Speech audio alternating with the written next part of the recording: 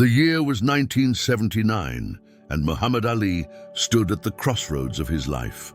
The greatest boxer who ever lived was no longer the invincible champion the world had known. His hands, once lightning-fast weapons that danced through the air with precision, now trembled slightly as he walked through the quiet streets of Louisville, Kentucky. The city where it all began. The city where Cassius Clay first learned to fight, not just with his fists, but with his heart. Ali's footsteps echoed against the cold pavement as he made his way toward the Islamic center of Louisville. The autumn wind cut through his jacket, but it wasn't the weather that made him shiver. It was something deeper, something that had been eating away at him for months. The diagnosis was still fresh in his mind. Parkinson's disease. The doctors had been careful with their words, but Ali understood. The man who had floated like a butterfly and stung like a bee was slowly losing control of his own body. As he approached the center, Ali could see other worshippers making their way inside for evening prayers. Some recognized him immediately, their faces lighting up with that familiar mixture of awe and respect. But tonight, Ali didn't want the attention. He pulled his hood up and kept his head down, seeking something he hadn't truly sought in years: solitude with his faith. Inside the center, the atmosphere was peaceful. The soft murmur of prayers filled the air, and the scent of incense created an almost sacred ambiance. Ali found a spot in the back, away from the main congregation. He needed this moment to be his own. As he settled onto the prayer rug, his eyes were drawn to the beautiful calligraphy adorning the walls, verses from the Quran that spoke of humility, forgiveness, and the temporary nature of worldly glory. But it was the statue that captured his attention completely. A modest but beautifully crafted representation of Prophet Muhammad, positioned at the front of the prayer hall. Ali had seen it many times before, but tonight it seemed different. Tonight, it seemed to be calling to him, demanding his attention in a way that made his chest tight with emotion. The prayers began, and Ali tried to focus on the familiar Arabic words that had brought him comfort for over a decade. But his mind kept wandering to the battles he had fought, not just in the ring, but outside of it. The decision to convert to Islam in 1964 had cost him dearly. He had lost friends, endorsements, and faced ridicule from a society that wasn't ready to accept a young black man who dared to change his name and his faith. Then came the Vietnam War. Ali's refusal to be drafted had stripped him of his heavyweight title and banned him from boxing for 3.5 years. The prime years of his career. "Now, I ain't got no quarrel with them Viet Cong," he had said, and those words had made him a pariah to some and a hero to others. But sitting here now, with his body betraying him and his future uncertain, Ali wondered if he had made the right choices. The congregation rose for the next part of the prayer, and Ali struggled slightly to keep up. His movements, once fluid and graceful, now required conscious effort. A young man next to him noticed and offered a gentle hand to help him stand. Ali accepted the assistance with a grateful nod, but the gesture only reinforced what he was trying so hard to deny. He was no longer the man he used to be. As the formal prayers concluded, most of the worshippers began to leave. Ali remained seated, his eyes fixed on the statue of the Prophet. The hall grew quieter, with only a few elderly men remaining in quiet contemplation. The Imam, a kind man named Hassan, who had known Ali for years, approached him slowly. "Come, Brother Muhammad," Hassan said softly, using Ali's chosen name with the respect it deserved. "You seem troubled tonight." Ali looked up, his eyes glistening with unshed tears. "Hassan, I've been thinking about my life, about the choices I made, about whether I lived up to what I claimed to believe." Hassan sat down beside him, his presence comforting and non-judgmental. "That's what weighs on your heart, my brother." Ali's voice was barely above a whisper. "Oh, I spent so much time talking about being the greatest. I was proud, maybe too proud. I hurt people with my words, even when I thought I was fighting for what was right. And now," he gestured weakly at his trembling hands, "now I'm losing everything that made me who I thought I was." The Imam listened patiently as Ali continued. I look at that statue, and I think about the Prophet's humility, his compassion, his willingness to forgive even his enemies. And I wonder if I ever really understood what it meant to follow his example.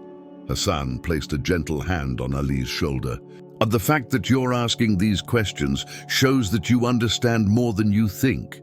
The Prophet, as peace be upon him, taught us that true strength comes not from never falling, but from how we rise when we do fall.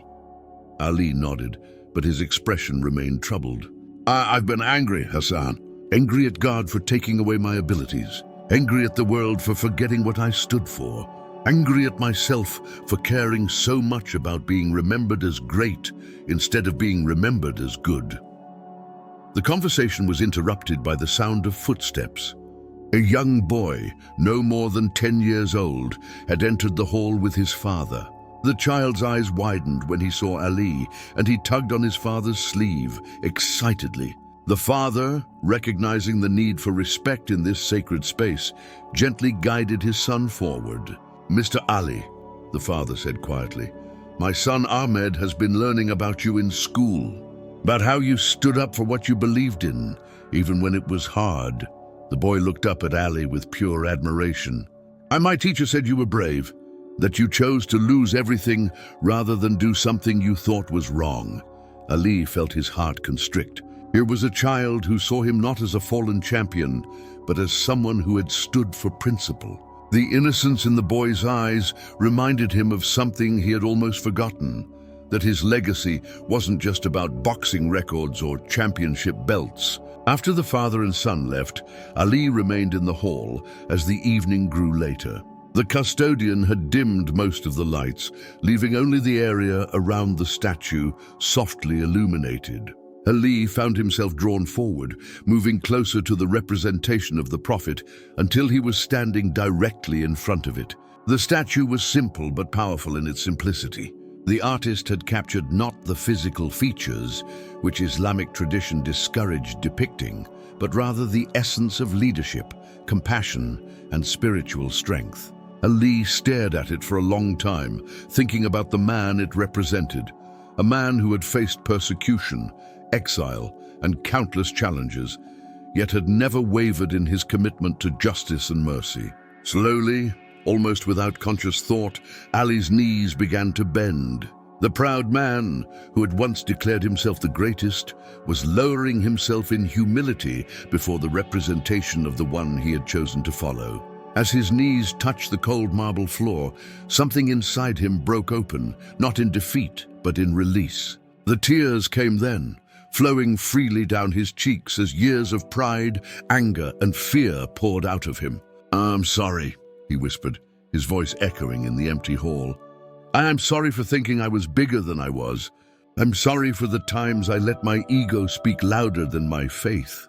I'm sorry for being angry at you for this disease, when I should be grateful for all the years you gave me to be strong. Ali's confession continued, each word seeming to lift a weight from his shoulders. And I thought being the greatest meant never showing weakness. But you're teaching me that real greatness is in surrender, isn't it? In accepting what we cannot change and finding peace in your will. He thought about all the people he had inspired over the years, not because of his boxing skills, but because of his willingness to sacrifice for his beliefs. The young man who had refused to fight in a war he didn't believe in. The athlete who had given up millions to stand for his principles. The black man who had changed his name and religion in defiance of a society that wanted to keep him in his place. Maybe, Ali whispered to the statue, maybe my real fight was never in the ring. Maybe it was always about showing people that they could stand up for what they believed in, no matter the cost. And maybe this disease isn't the end of my story. Maybe it's just the beginning of a different kind of fight. The hall was completely silent now, except for Ali's quiet sobs. But they weren't sobs of despair. They were tears of release, of acceptance, of a man finally understanding that his worth wasn't measured by his physical abilities or his public image, but by his willingness to be vulnerable, to be human, to be humble before something greater than himself. As Ali knelt there, he felt a presence that he couldn't quite explain. Not supernatural, but deeply spiritual. The sense that he was not alone in his struggle, that his pain was understood, that his journey had meaning beyond what he could see. It was the feeling of being forgiven, not just by God, but by himself. The custodian, an elderly man named Ibrahim, who had been quietly waiting to lock up, approached carefully. He had witnessed Ali's breakdown and felt moved by the raw honesty of it. Instead of interrupting, he simply placed a clean tissue near Ali's hand and retreated to a respectful distance. Ali used the tissue to wipe his eyes, but he remained on his knees. He wasn't ready to stand yet. There was more he needed to say, more he needed to release. "And I want to be better," he continued his whispered confession. "No, not a better boxer, those days are behind me, but a better man, a better Muslim, a better example for young people like that boy who was here tonight." He thought about his children, about the legacy he wanted to leave them, not just the memory of a champion, but the example of a man who had learned to find strength in weakness, purpose in suffering, and peace in surrender. "Help me to use whatever time I have left to serve others," he prayed. "Help me to show the world that real courage isn't about never falling down. It's about getting back up with grace." The minutes passed slowly as Ali remained in his position of humility. The cold marble beneath his knees served as a reminder of his mortality, but also of his humanity. He was no longer the untouchable champion, floating above the reach of ordinary struggles. He was a man, flawed and vulnerable, seeking meaning in the face of an uncertain future. When Ali finally began to rise, his movements were slow and deliberate. The physical effort required reminded him of his limitations, but for the first time in months, those limitations didn't feel like a defeat. They felt like an invitation to discover new forms of strength. As he stood facing the statue one last time before leaving, Ali felt a profound sense of peace settle over him. The anger that had been consuming him was gone, replaced by something deeper and more sustaining: acceptance. Not passive resignation, but active embrace of whatever path lay ahead. "Thank you," he whispered to the statue, to the prophet it represented, and to the God he served. "Thank you for reminding me that the greatest victory is not in never losing, but in learning how to lose with dignity and find purpose in the struggle." Ali turned to leave, nodding gratefully to Ibrahim, who had waited patiently throughout his spiritual journey. As he walked toward the exit, his steps seemed lighter despite his physical condition. The burden he had been carrying, the weight of expectations, regrets, and fears had been lifted, replaced by a clarity of purpose he hadn't felt in years. Outside, the night air felt different against his skin.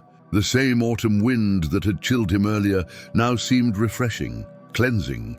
Ali looked up at the stars, barely visible through the city's glow, and felt connected to something vast and eternal. His time as the heavyweight champion of the world was over, but his time as a servant of something greater was just beginning. The walk home gave Ali time to process what had happened in the prayer hall. He thought about the young boy's words, about how his teacher had described him as brave. Perhaps true bravery wasn't about facing opponents in the ring, but about facing yourself in moments of complete honesty. Tonight, he had done just that. As he reached his house, Ali could see the warm light glowing from the windows. Inside, his family was waiting, people who loved him not for his titles or his fame, but simply for who he was. For the first time in months, he was eager to see them, to share not his struggles, but his newfound peace. The transformation that had begun in that prayer hall would continue in the days and weeks to come. Ali would still face the challenges of his disease, still struggle with the physical limitations it imposed.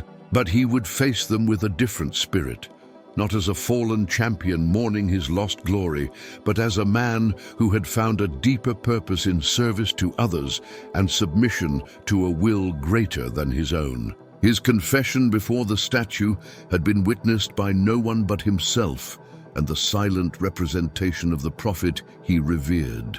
But the impact of that moment would ripple outward, touching the lives of everyone who encountered the new Muhammad Ali, a man who had learned that the greatest victory of all was the victory over his own pride and fear.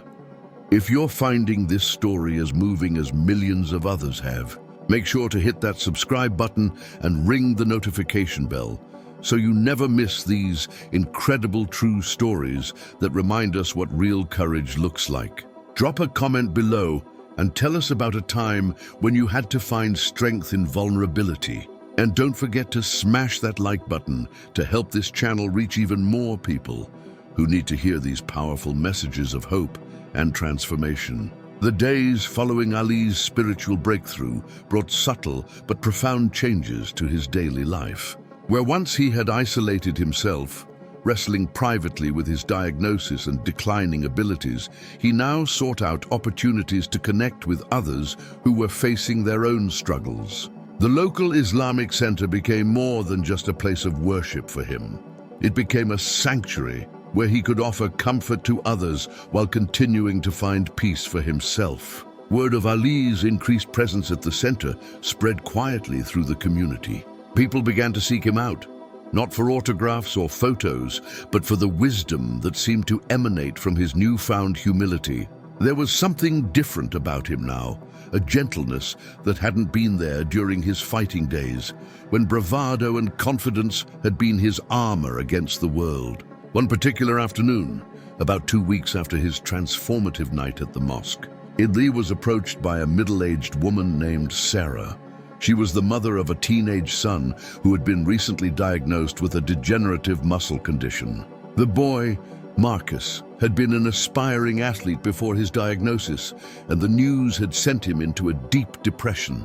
"Mr. Ali," Sarah said, her voice trembling with emotion, "I know this might be asking too much, but would you consider talking to my son?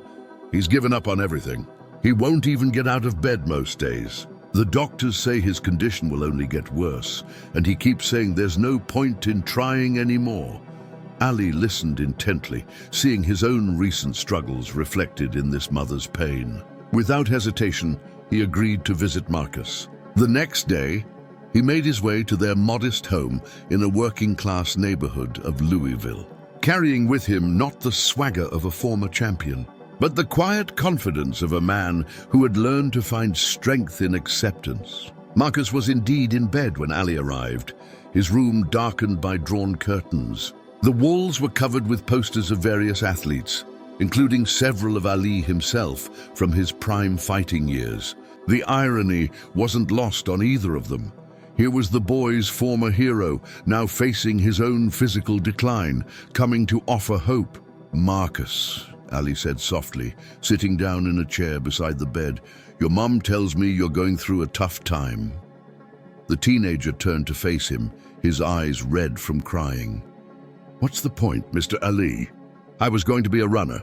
I had scholarships lined up. Now I can barely walk without falling down. In a few years, I might not be able to walk at all." Ali nodded, understanding the boy's pain in a way that few others could. "Don't you know, Marcus, a few weeks ago I was asking myself the same question. What's the point of going on when your body won't do what it used to do? When the thing that defined you is being taken away?"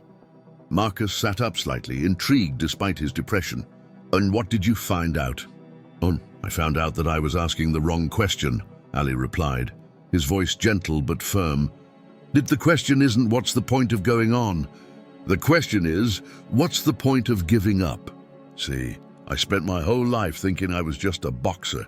But that night in the mosque, kneeling in front of that statue, I realized something important." Ali paused, making sure he had the boy's full attention. "I realized that my boxing was never really about boxing. It was about showing people that they could stand up for what they believed in, even when it cost them everything. It was about proving that you could come from nothing and still make a difference in the world. And you know what? I can still do that, even with these shaky hands." Marcus looked down at his own hands, which had begun to show the early signs of his condition. "But what can I do? I can't run anymore. I can't compete. I feel useless. Useless." Ali shook his head firmly. So, son, let me tell you something. Some of the most powerful people I've ever met couldn't run a single mile or throw a single punch. Your worth isn't measured by what your body can do. It's measured by what your heart chooses to do. Over the next hour, Ali shared his own journey of acceptance and discovery. He talked about the night at the mosque, about his confession before the statue, about the peace he had found in surrendering his need to be physically dominant. He spoke about the young boy who had approached him that night, seeing him not as a fallen champion, but as someone who had stood for principle. You could be that person for someone else, Ali told Marcus. There are other kids out there facing what you're facing. There are families who need to hear from someone who understands your struggle could become your strength, but only if you choose to use it that way. As Ali prepared to leave, Marcus asked him a question that would stay with both of them for years to come. Ali, when you were kneeling in front of that statue, what did you ask for? Ali smiled, remembering that transformative moment. I didn't ask for my health back, son. I didn't ask to be young again or to have my boxing career back. I asked for the wisdom to understand my purpose and the strength to fulfill it, whatever that might look like. And you know what? That prayer was answered. The visit with Marcus became the first of many such encounters. Word spread through the community about Ali's willingness to spend time with people facing serious challenges. He visited hospitals, spoke at support groups, and became a regular presence at the Islamic Center's community outreach programs. Each interaction reinforced the lesson he had learned that night before the statue, that true greatness lay not in personal achievement, but in service to others. One particularly memorable evening, Ali was invited to speak at a gathering of military veterans who were struggling with various physical and emotional challenges. Many of them had initially been hostile to the idea of hearing from the man who had refused to serve in Vietnam. But as Ali shared his story of finding purpose in suffering, of learning to see strength in vulnerability, the atmosphere in the room began to change. I know some of you might not agree with the choice I made back then, Ali said, addressing the elephant in the room directly. But I hope you can understand that we were both fighting for what we believed in. You fought for your country overseas, and I fought for my conscience at home. Both required courage. Both came with a price. An older veteran named Robert, who had lost his leg in Vietnam, raised his hand. Mr. Ali, I'll be honest, I hated you for years. I thought you were a coward. But listening to you tonight, seeing how you're dealing with your own battles now, I think I understand something I didn't before. What's that, Robert? And Ali asked. I think I understand that real courage isn't about never being afraid. It's about doing what you think is right even when you are afraid. And it's about getting back up when life knocks you down, even when you don't think you can. The room fell silent as Robert's words sank in. Then slowly, other veterans began to share their own stories of struggle and recovery. Ali listened to each one with the same attention and respect he had once reserved for studying his boxing opponents. But now, instead of looking for weaknesses to exploit, he was looking for strengths to encourage. As the evening wound down, many of the veterans approached Ali personally. Some wanted to shake his hand, others to share a private word of thanks. But it was Robert who provided the most powerful moment of the night. As he approached Ali on his prosthetic leg, he extended his hand and said, I may not have agreed with your war, but I respect your fight. Ali grasped the man's hand firmly, his own trembling slightly from his condition. And I respect yours, brother. We're all fighting different battles, but we're all in this together. These interactions became the foundation of what would become Ali's most important work in his later years. The man who had once proclaimed himself the greatest was discovering that true greatness lay not in dominating others, but in lifting them up. The confession he had made before the statue that night had opened a door to a new understanding of his purpose, one that would define the rest of his life. As Ali drove home from the veterans' meeting, he reflected on how much his perspective had changed. The physical symptoms of his Parkinson's were still there. His hands still shook, his movements were still slower than they once were. But these limitations no longer felt like defeats. They felt like invitations to discover new ways of being strong, new ways of making a difference. The statue at the Islamic Center had become a regular destination for Ali's evening prayers. Each time he knelt before it, he felt that same sense of peace and purpose that had first washed over him during his breakdown. But now, instead of confessing his failures and fears, he found himself expressing gratitude for the opportunities to serve that seemed to present themselves daily. His family had noticed the change in him as well. Where once he had been withdrawn and sometimes bitter about his diagnosis, he now spoke excitedly about the people he had met and the conversations he had shared.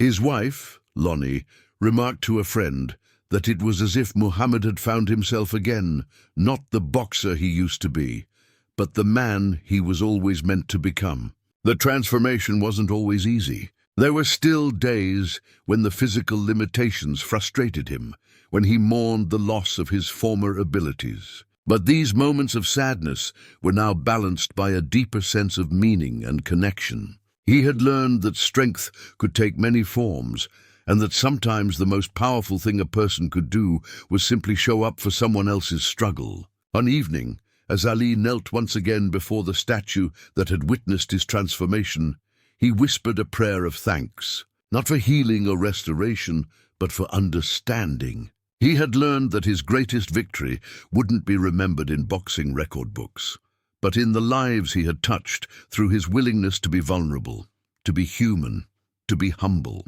The man who had once floated like a butterfly and stung like a bee had discovered something even more powerful, the ability to heal like a balm and inspire like a beacon. And it had all begun with a moment of complete surrender before a statue of the Prophet, when Muhammad Ali fell to his knees and found his true calling in the breaking of his pride. If this story has touched your heart like it has touched millions of others around the world, I want you to do 3 things right now. First, smash that subscribe button and hit the notification bell, because we share these incredible true stories of transformation and hope every week. Second, leave a comment below sharing how this story has inspired you, or tell us about someone in your life who has shown this kind of courage in the face of adversity. And third, click that like button to help us spread this message of hope to even more people who need to hear it. Your engagement helps these powerful stories reach the people who need them most. Thank you for being part of this community that believes in the power of the human spirit to overcome any challenge. The months that followed Ali's spiritual awakening brought an unexpected opportunity that would test his newfound understanding of purpose and service. A documentary filmmaker named David Chen had been following stories of athletes who had found meaning beyond their competitive careers. When he learned about Ali's transformation and his work in the community, he approached him with a proposal that would challenge everything Ali had come to believe about his legacy. "And Mr. Ali," David said during their first meeting at a quiet coffee shop in Louisville, "I want to tell your real story. Not the boxing story that everyone knows, but the story of what happened after. The story of how you found a different kind of greatness." Ali listened carefully, his hands wrapped around a warm cup of tea to help steady the trembling. "So what exactly are you proposing, David?" "And a documentary that follows you as you continue this work. That shows people what courage really looks like when the cameras aren't rolling and the crowds aren't cheering. I think the world needs to see this version of Muhammad Ali." The proposal made Ali uncomfortable in ways he hadn't expected. After months of learning to find peace in anonymity, the idea of putting his struggles and his service back in the spotlight felt almost like a betrayal of the humility he had worked so hard to cultivate. That evening, he found himself once again at the Islamic Center, kneeling before the statue that had become his confessor and guide. "I don't know what to do," he whispered to the silent figure. "A part of me wants to help David tell this story because maybe it could inspire others.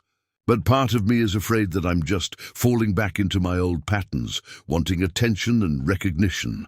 The answer came to him not in words, but in a memory. He remembered the young boy Ahmed, whose eyes had lit up when he learned about Ali's willingness to sacrifice for his principles. He thought about Marcus, the teenager with the degenerative condition who had found hope in their conversation. He considered all the veterans, the hospital patients, the struggling families who had drawn strength from his willingness to be vulnerable about his own challenges. The documentary wasn't about him, Ali realized.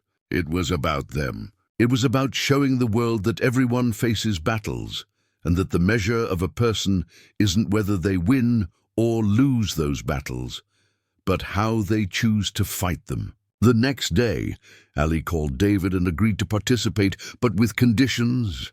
"This can't be about making me look good," he insisted. "It has to be honest about the struggles, about the bad days, about the times when I don't have all the answers. And it has to focus on the people I'm learning from, as much as the people I'm trying to help."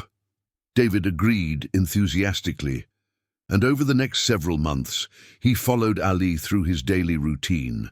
The cameras captured moments of profound connection and devastating honesty. They filmed Ali on days when his symptoms were particularly challenging, when simple tasks required enormous effort and patience. They also captured the joy on his face when he saw breakthrough moments in the people he was working with. One of the most powerful scenes in the documentary would be Ali's return visit to Marcus, now 6 months after their first meeting.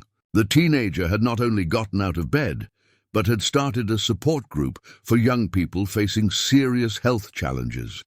When Ali arrived at the community center where the group met, he found Marcus addressing a room full of teenagers, sharing his own story with a confidence and purpose that brought tears to Ali's eyes. "Mr. Ali taught me something important," Marcus was saying to the group.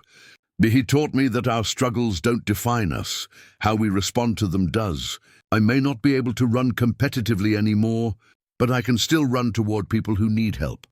After the meeting, Marcus approached Ali with a request that would become one of the documentary's most moving moments. "Mr. Ali, would you come with me to visit someone?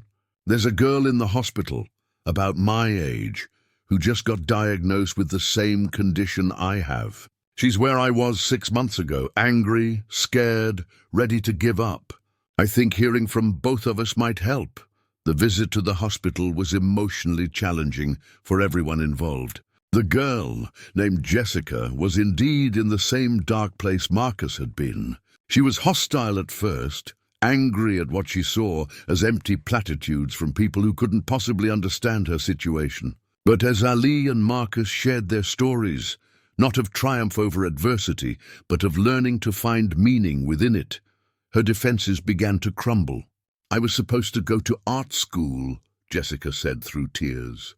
I was going to be a painter, but my hands shake now, and I can't control the brush like I used to." Ali held up his own trembling hands.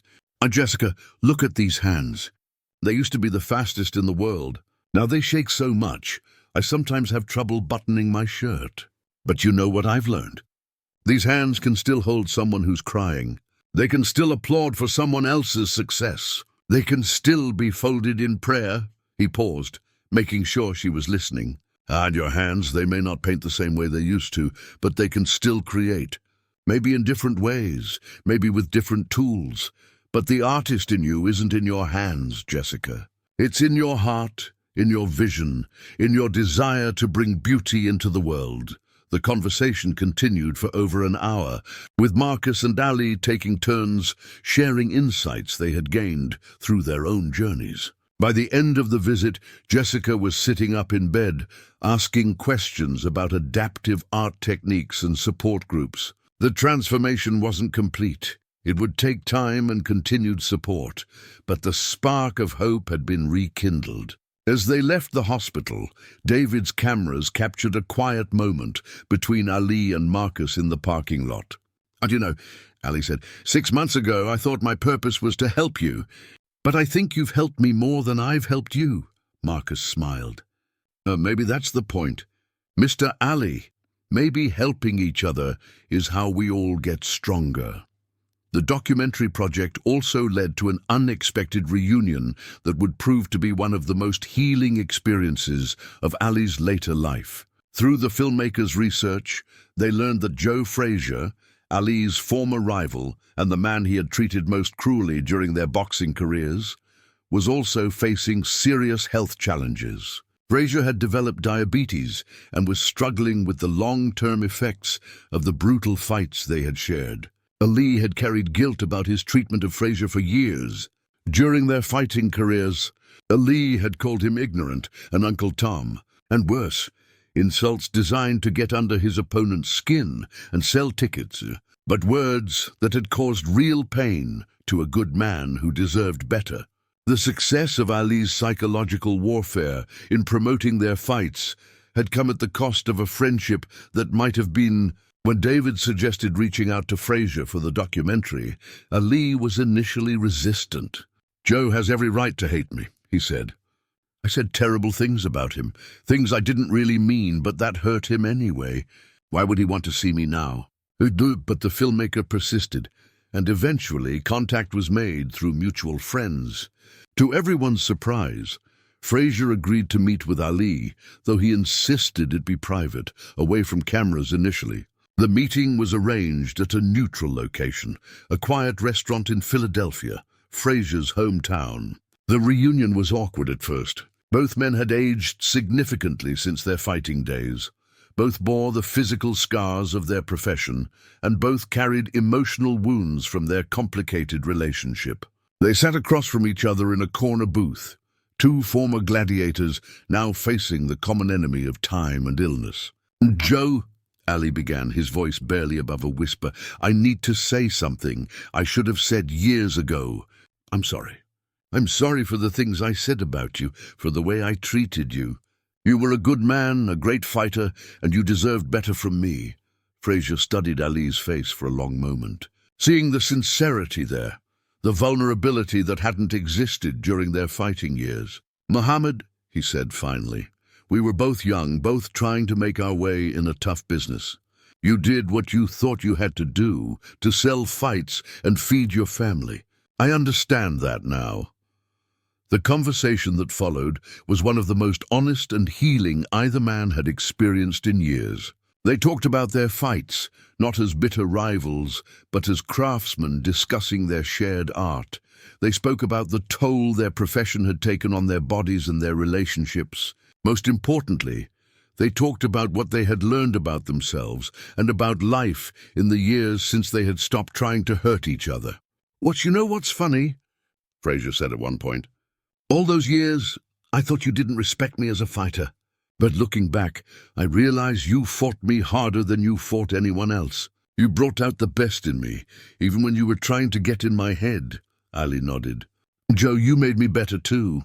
Every time I fought you, I had to reach deeper than I thought I could go. You pushed me to places I didn't know existed."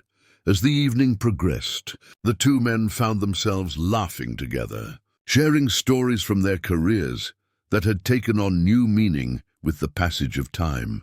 The bitterness that had defined their relationship for so long began to dissolve, replaced by a mutual respect that had always been there beneath the surface. When David's cameras were finally allowed to capture their interaction, the footage showed two old warriors who had found peace not just with each other, but with themselves. The image of Ali and Frazier embracing, both men in tears, would become one of the most powerful moments in the documentary.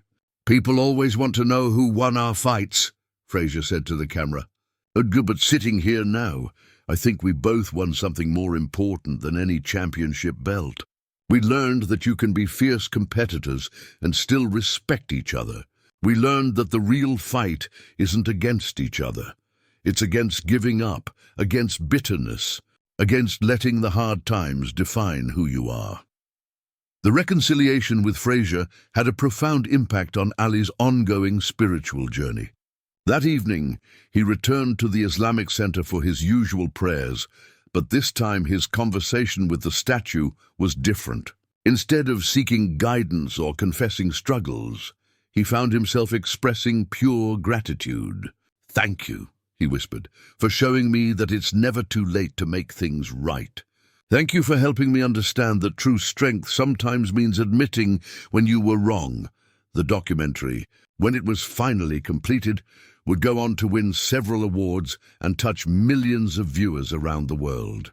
But for Ali, the real victory wasn't in the recognition the film received. It was in the relationships it had helped him build and repair, and in the understanding it had given him of his true purpose. The final scene of the documentary showed Ali back at the Islamic Center, kneeling before the statue that had witnessed his transformation. But this time, he wasn't alone. Marcus was there, along with several other young people from the support group he had started. Jessica was there too, having traveled from her home city to be part of what had become an informal community of people finding strength in shared struggle. As the group prayed together, the camera captured the peaceful expression on Ali's face. The man who had once needed to be the center of attention had found something more fulfilling, the joy of being part of something larger than himself. The champion who had once stood alone in the ring was now surrounded by a different kind of family, united not by victory or defeat, but by the common human experience of facing challenges with courage and grace. The documentary's narrator, speaking over this final scene, offered these words: "Muhammad Ali's greatest victory didn't happen in a boxing ring. It happened in a moment of complete surrender. When he fell to his knees before a statue and discovered that true greatness isn't about never falling down, it's about helping others get back up." But the story didn't end with the documentary's completion. If anything, the film's success opened new doors for Ali's mission of service and healing. Speaking requests poured in from around the world, but Ali was selective, choosing only those opportunities that aligned with his newfound understanding of his purpose. One invitation that particularly moved him came from a group of former athletes who were struggling with depression and identity issues after their competitive careers had ended. The event was to be held at a retreat center in the mountains of Colorado, far from the media attention and public scrutiny that usually surrounded Ali's appearances. The retreat brought together athletes from various sports and eras, all united by the common challenge of finding meaning and purpose after the cheering stopped. There were former football players dealing with the long-term effects of concussions, gymnasts struggling with eating disorders, runners facing career-ending injuries, and many others whose identities had been so closely tied to their athletic performance that they felt lost without it. Ali's role at the retreat wasn't to give speeches or lead workshops, but simply to be present, to share his story, and to listen to others share theirs. The setting was perfect for the kind of honest, vulnerable conversations that had become Ali's specialty. Away from cameras and crowds, these former competitors could drop their public personas and grapple with their real struggles. On the second night of the retreat, during a group session around a campfire, a former Olympic swimmer named Sarah shared her story.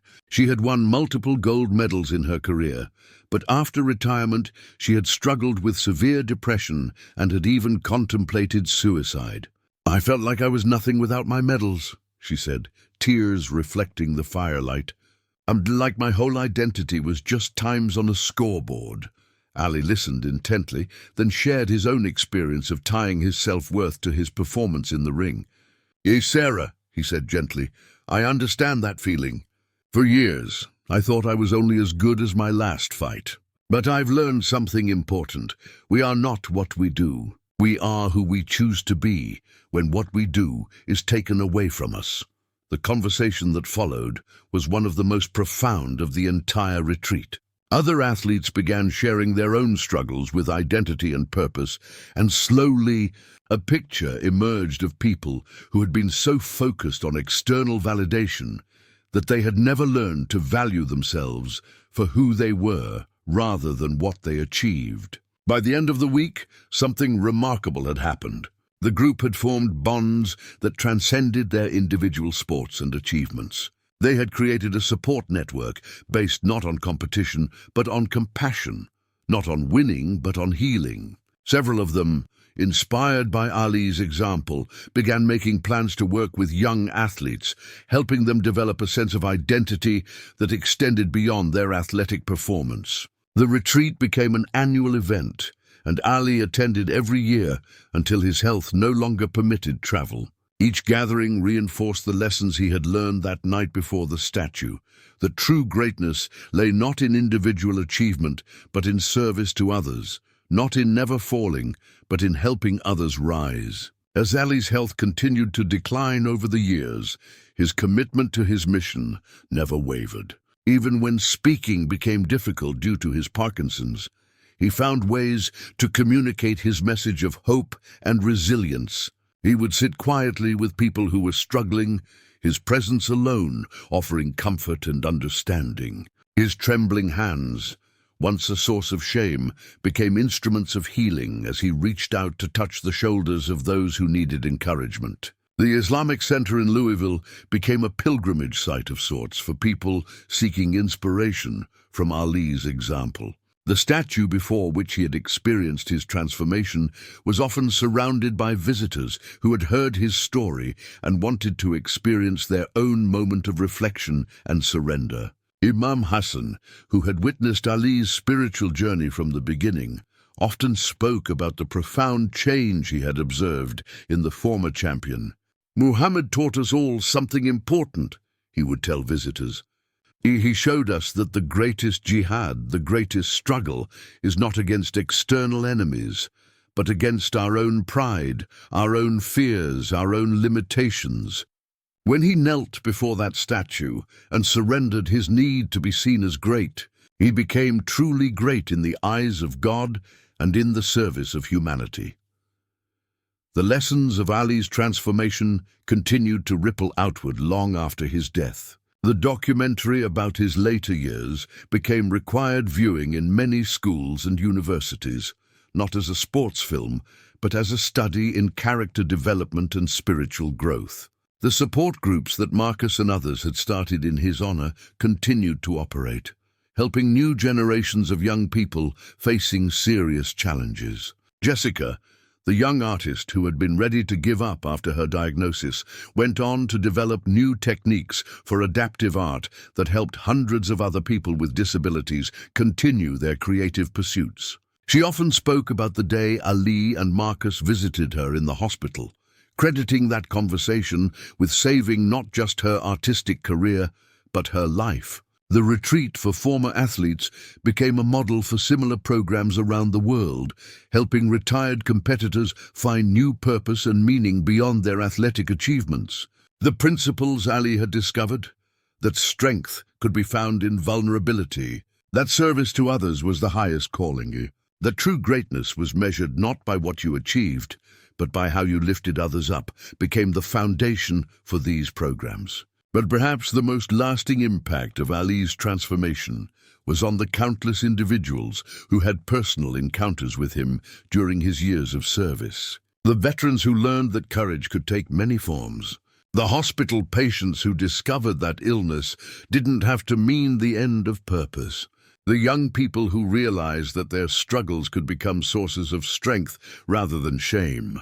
Each of these encounters was a testament to the power of that moment when Muhammad Ali fell to his knees before a statue and discovered his true calling. In surrendering his need to be seen as the greatest boxer, he had become something far more valuable, a beacon of hope for anyone facing their own battles, a living example of how grace could be found in the midst of struggle, and a reminder that the most important victories are often won not in public arenas, but in the quiet moments when we choose to serve others rather than ourselves. The statue at the Islamic Center still stands today, a silent witness to one of the most profound transformations in modern history. Visitors often ask about the significance of that particular representation of the Prophet, wondering what made it so special that it could inspire such a dramatic change in one of the world's most famous athletes. The truth is,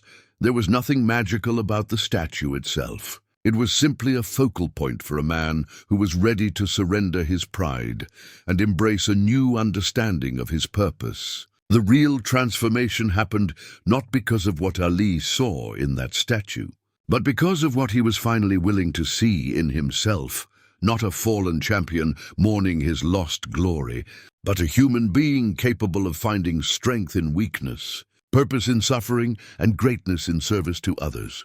That night when Muhammad Ali fell to his knees and confessed his fears, his pride, and his pain, he didn't just find peace for himself. He discovered a truth that would inspire millions, that our greatest victories often come not when we're standing tall in triumph, but when we're humble enough to kneel in surrender, open enough to admit our struggles, and brave enough to let our broken places become sources of light for others walking through their own darkness. This is the story that moved millions, not because it was about a famous athlete, but because it was about the universal human experience of facing our limitations and choosing to find meaning in them. It's a reminder that no matter how far we fall, no matter how broken we feel, there is always the possibility of transformation, always the opportunity to turn our struggles into service, our pain into purpose, and our surrender into strength. Thank you for joining us on this incredible journey through one of the most inspiring transformations in modern history. If Muhammad Ali's story of finding strength in surrender has touched your heart, please take a moment to subscribe to our channel and hit that notification bell. We share these powerful true stories every week because we believe the world needs more examples of courage, compassion, and hope. Leave a comment below and tell us about a time when you found strength in a moment of vulnerability, or share this video with someone who needs to hear this message of hope today.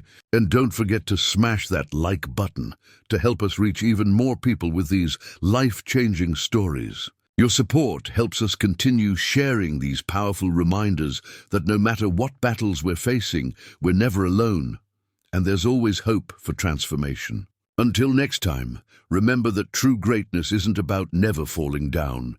It's about how we choose to rise and how we help others rise along with us.